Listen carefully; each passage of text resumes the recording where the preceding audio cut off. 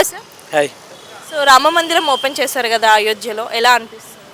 ఎలా అనిపించడం ఏంటండి, ఇప్పుడు దాకా భద్రాచలం అనేది ఉంది. భద్రాచలాన్నే మనం ఏదోగా అనుకుంటాం, ఒక పెద్ద గుడి, రాముల వారికి ఇల్లు అన్నట్టు. అలాంటిది అసలు ఇల్లు ఆయనకి మళ్ళీ తిరిగి వచ్చింది అయోధ్యలో. అదే 500 సంవత్సరాల తర్వాత, ఇంత ఫైట్ తర్వాత. గ్రేట్. సో అతను చాలా. పుట్టిన దగ్గర. నేను యాక్చువల్లీ హనుమాన్ భక్తుడిని, హనుమంతుడు రాముడు భక్తుడు. సో ఆయన ఇల్లు ఆయనకు వచ్చినట్టుగా నేను ఫీల్ అవుతున్నాను ఇప్పటికీ. సో అయోధ్యలో అంత పెద్ద మందిరం ఎలా అనిపిస్తుంది? ఆ మందిరాన్ని చూసినాక చెప్తే బాగుంటుంది. వీడియోలో ఫోటోలో చూసి చెప్పడం కదా, ఎందుకంటే వీడియోలో చూడడం వేరు, డైరెక్ట్గా వెళ్ళి అక్కడ చూసి ఆ సంతోషం, ఆ సాటిస్ఫాక్షన్ అది వేరే. ఓకే సార్, అన్ని కోట్లు ఖర్చు పెట్టి కట్టారు కదా, ఎలా అనిపిస్తుంది? ఇక్కడ కోట్లు అనేది ముఖ్యం కాదండి.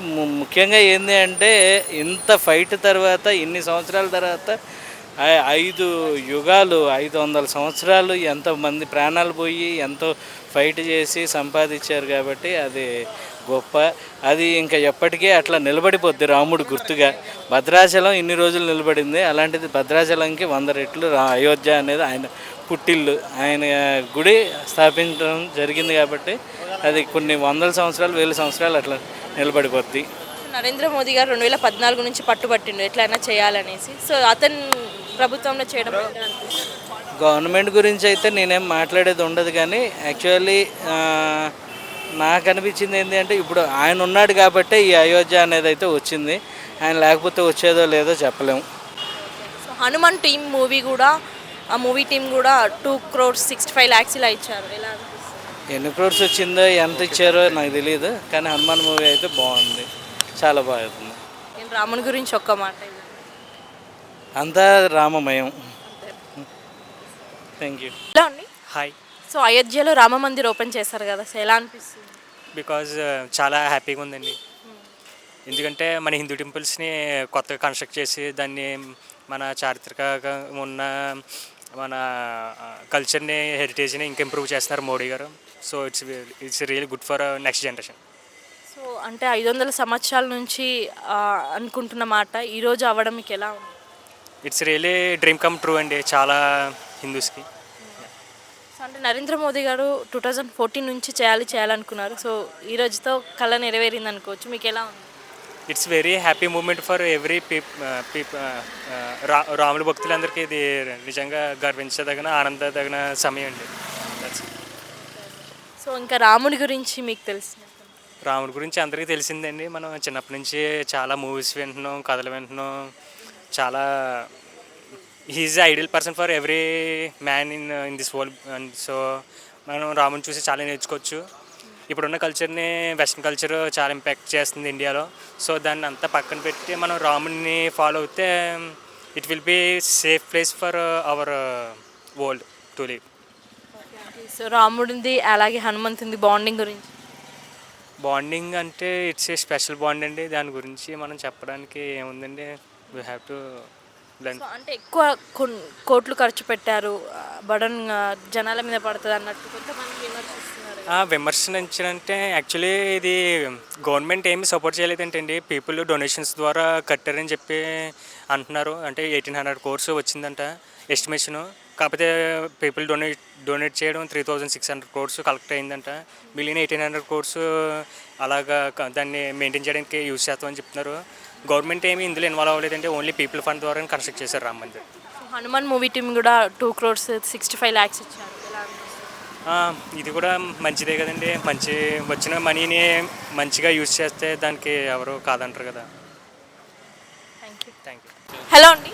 హలో అండి. సో అయోధ్యలో రామ మందిరం ఓపెన్ చేశారు కదా, ఎలా అనిపిస్తుంది? చాలా బాగుందండి. ఎన్నో రోజుల నుంచి వెయిట్ చేస్తున్నాము. అంటే ఉన్న ప్లేసెస్ని, అంటే వాళ్ళు ముస్లిం వాళ్ళ బాబర్ వచ్చేసి కూలగొట్టేసి ఇన్ని సంవత్సరాల నుంచి పోరాటం చేసి లాస్ట్ సక్సెస్ చేసినందుకు చాలా చాలా హ్యాపీగా ఉంది. సో 500 సంవత్సరాల కళ ఇది రామ మందిర్, చాలా ఎలా అనిపిస్తుంది ఇప్పుడు నెరవేరడం? అదే చాలా ఎగ్జైట్మెంటు.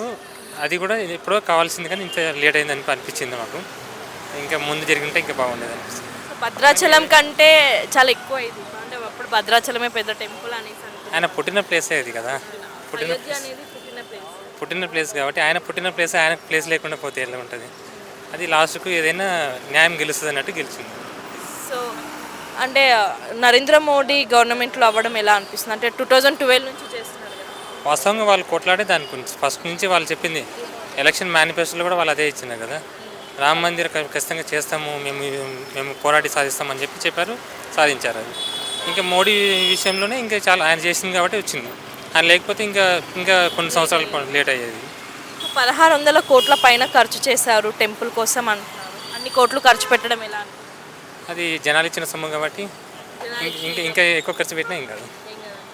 వాంటెడ్లీ ఇంకా వాళ్ళే సొసైటీ వాళ్ళు ఏమంటారు వాళ్ళ విరాళాలు అంటే వద్దు అని వాళ్ళే ఆపేసేంత కాడికి విరాళాలు ఇస్తున్నారు కదా. కాబట్టి స్వచ్ఛందంగా జనాలు ఇచ్చినప్పుడు వాళ్ళకు ఇంకా భూకంపాలు వచ్చినా కూడా తట్టుకునే స్టేజ్లో వాళ్ళు చేశారంట కదా. దానికి పెట్టవచ్చు కదా. మొత్తం రాయితో చేశారని చేశారు. అవును. నేను ఇంకా డెప్త్గా దాని గురించి ఇంకా వినలేదు, కానీ నాకైతే చాలా వరకు నచ్చింది. ఇంకా మీరు ఎప్పుడైనా వెళ్దామనేసి అనుకుంటున్నారు? ఖచ్చితంగా వెళ్ళాలి. మా పిల్లలు కూడా వెళ్దాం అనుకుంటున్నాం. ఈరోజు కూడా మార్నింగ్ పూజ చేసినప్పుడు కూడా మా డాడీ వెళ్దాం అంటున్నారు. వెళ్ళాలి compulsory. So Hanuman movie team కూడా 2,65,00,000 వరకు ఇచ్చారు. ఎలా అనిపిస్తుంది? అది దేవుడి కోసం ఇచ్చింది కాబట్టి చాలా హ్యాపీని. నేను కూడా హనుమాన్ మూవీ చూశాను నిన్ననే, పిల్లలు తీసుకెళ్ళాను. చాలా హ్యాపీ, చాలా బాగుంది సినిమా కూడా. అంటే నిజంగా రియాలిటీ ఏ విధంగా ఉందో ఆ విధంగా ఉంది. వాళ్ళు కూడా మానవత దొరుకుతుందని చాలా ఇచ్చారు. దేవుడి కోసం ఇస్తున్నారు కాబట్టి ఏదైనా హ్యాపీని. Thank you. Thank you. Hello sir. Hi madam. So అయోధ్యలో రామ మందిరం ఓపెన్ చేశారు కదా, ఎలా అనిపిస్తుంది? ఇది ఒక చరిత్రక ఘట్టం మేడం. ఇది చాలా ఆనందించదగిన విషయము. ఎందుకంటే ఎన్నో ఏళ్ళ సంది ఎన్నో రోజులుగా మనం ఎదురు చూస్తున్న ఒక క్షణం వచ్చేసింది. సో ఇది చాలా ఆనందకరమైనది మేడం. గత 500 సంవత్సరాల నుంచి వెయిట్ చేస్తున్నారు. ఎలా అనిపిస్తుంది ఈ మనం ఉన్నప్పుడు అవ్వడం? ఇది మనం ఉన్నప్పుడు కావడం అనేది ఒక చాలా ఆనందకరమైన విషయం మేడం. ఎందుకంటే ఎంతోమంది ఎన్నో త్యాగాలు చేస్తే కానీ మనం ఇక్కడికి చేరుకోలేదు. సో ఇది చాలా వాజ్పేయి కానీ, అద్వానీ కానీ, ఇప్పుడున్న మోడీ కానీ, యోగి కానీ వీళ్ళు చాలా సహకరించారు. మిగతా వాళ్ళు కూడా ప్రతి ఒక్కరు దీనిలో పాత్ర పంచుకున్నారు. సో మనం కూడా దీనికి ఆనందించాలి మేడం. సో అంటే అయోధ్య రాముడు పుట్టిన ఊరు, అంటే అది సొంత ఊరిలో మందిరం ఎలా అనిపిస్తుంది? సొంత ఊరిలో మనకు చాలా ప్లేస్లలో ఉన్నాయి. ఏదైనా మన నేటివ్ ప్లేస్ అంటే ఎలా ఉంటుందో, ఇప్పుడు రాముడి నేటివ్ ప్లేస్ అంటే చాలా ఆనందంగా అనిపిస్తుంది మేడం. అది మెయిన్ మేడం. సో అంటే మోదీ గారు 2014 నుంచి చేయాలని ఫిక్స్ అయ్యారు. సో చేయడం మీకు ఎలా అనిపిస్తుంది మోదీ గవర్నమెంట్? చాలా మంచిగా అనిపిస్తుంది మేడం. ఎందుకంటే ఇది ఎంతోమంది కృషి ఉంది. దీనికి తను అనుకున్నది చేయగలిగాడు అనిపిస్తుంది మేడం. అట్లా అందరి కళ నెరవేరింది. భారత హిందూ మతం యొక్క కళ సాకారమైంది. సో అంటే ఎక్కువ డబ్బులు కొన్ని కోట్లు ఖర్చు పెట్టారు కదా, గవర్నమెంట్ ప్రజల మీద పడుతుందని కొంతమంది విమర్శలు చేస్తున్నారు. ఏమంటారు? ఇంకా ఇది ప్రజల మీద అంటే మేడం, గవర్నమెంట్ది మనం ఏం చెప్పినా ప్రజలు చెప్పితే నడిచేది ఏముండదు. గవర్నమెంట్ ఏమనుకుంటే అది చేస్తుంది. ఎక్కడైనా సరే సెంట్రల్ గవర్నమెంట్ అనుకోండి, స్టేట్ గవర్నమెంట్ అనుకోండి, ప్రజలకు అనుకున్నది ఏది జరగదు. వాళ్ళు ఏది అనుకుంటే అది జరిగిపోతుంది. ఇంకొకటి ఏంటంటే మనం దర్శనానికి వెళ్తాము. దర్శనానికి వెళ్ళినప్పుడు దేవుడు అనేది అందరికీ సమానం ఉండాలి. కానీ ఇక్కడ ఏమవుతుంది, విఐపి అది ఇది అని డివైడ్ చేసి మన మధ్యన మనకి చిచ్చు పెట్టినట్టు ఉంది ఇది. సో ఇక్కడ సమానత్వం అనేది ఎక్కడ లేదు. రాజ్యాంగంలో విఐపికి ఇలా ఉండాలా అలా ఉండాలని ఎక్కడైతే లేదు. కానీ వీళ్ళు ఏం చేస్తున్నారు, రాజకీయ నాయకులు వాళ్ళ అవసరాల కోసం వాళ్ళు డివైడ్ చేసుకొని దాన్ని విధంగా మార్చుకుంటున్నారు మేడం. అది కొంచెం నచ్చని విషయం. సో దేవుడు అంటే అందరికీ ఒకే రకంగా ఉండాలి, కానీ ఇక్కడ అక్కడ జరగట్లేదు అలా. సో ఇప్పుడు అయోధ్యలో కూడా అలాంటి రూల్స్ పెట్టే ఛాన్స్ ఉందంటారా? మేబీ ఇవాళ చూస్తే ఇప్పుడు 7,000 మంది విఐపీలకే పిలుపునిచ్చారు మొదట. సో విఐపీలు అనేది అక్కడనే స్టార్ట్ అయింది ఇంకా. సో ఇది కరెక్ట్ కాదని నాకు అనిపిస్తుంది మేడం. ఇక్కడ నుంచి మొదలైంది, ఇంక ఎండ్ అనేది ఉండదు దానికి. సో అది కంటిన్యూయేషన్ జరుగుతుంది. సో అట్లా ఉండకుంటే బాగుంటుంది. అందరూ ప్రజలు అయినా, మా కామన్ మ్యాన్ అయినా, చీఫ్ మినిస్టర్ అయినా, పిఎం అయినా అందరూ ఒకే విధంగా ఉంటే బాగుంటుంది. సరే వాళ్ళకున్న రిస్ట్రిక్షన్స్, వాళ్ళకున్న ప్రియారిటీస్ వల్ల వాళ్ళకు కొంచెం ఉండాలి. కానీ మొత్తం రాజకీయ నాయకులు పిఎం సీఎంలు అనకుండా మిగతా విఐపీలు అని చెప్పి ఏదో డబ్బులు ఉన్న వాళ్ళని ఒక విధంగా, డబ్బులు లేకుంటే వాళ్ళు మనుషులు కాదా అన్నట్టు అయిపోయింది మేడం. అది మెయిన్.